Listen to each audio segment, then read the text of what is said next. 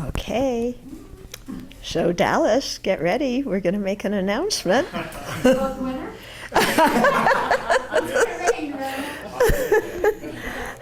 So June 30th, Dallas is going to be in Anagarika.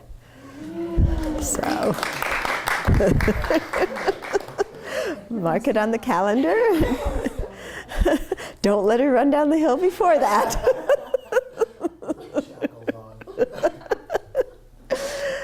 Okay, so we've been talking about precious human life, and I hope the people who are doing the Bodhisattva Breakfast Corner will listen to the tape. We didn't video it yesterday, did we? Unfortunately, about precious human life. Okay, then maybe I will repeat some of the things. It'd be good, you people, if you went on the website to listen to the audio, but I'll review some of it.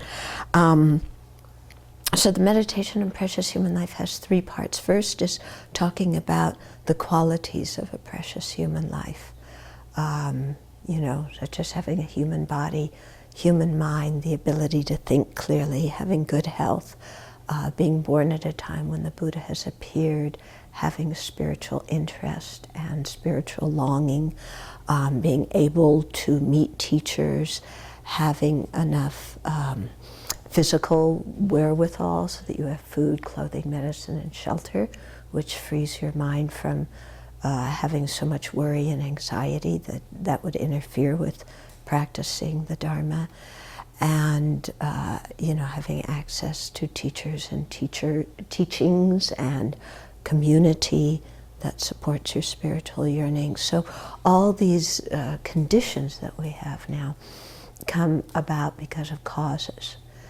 Okay, they don't appear kind of magically, they don't happen by accident.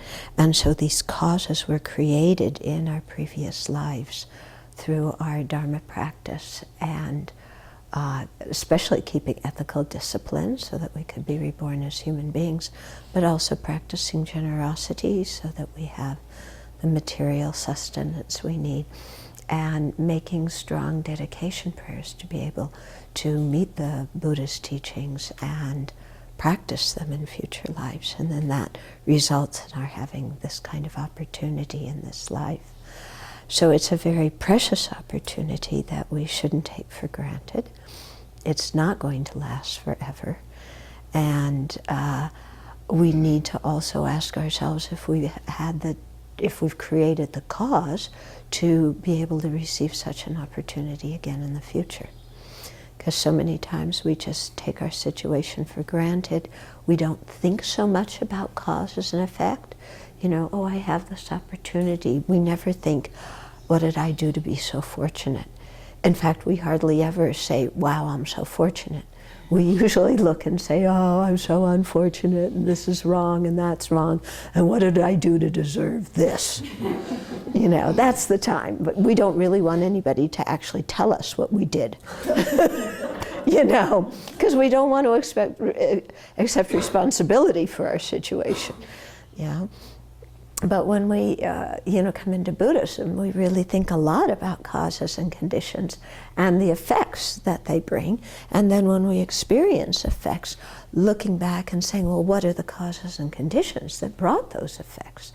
Because the more we understand cause and condition, or karma and its effects, the more ability we have to be able to manage them so that we create the causes for happiness and avoid the causes for suffering.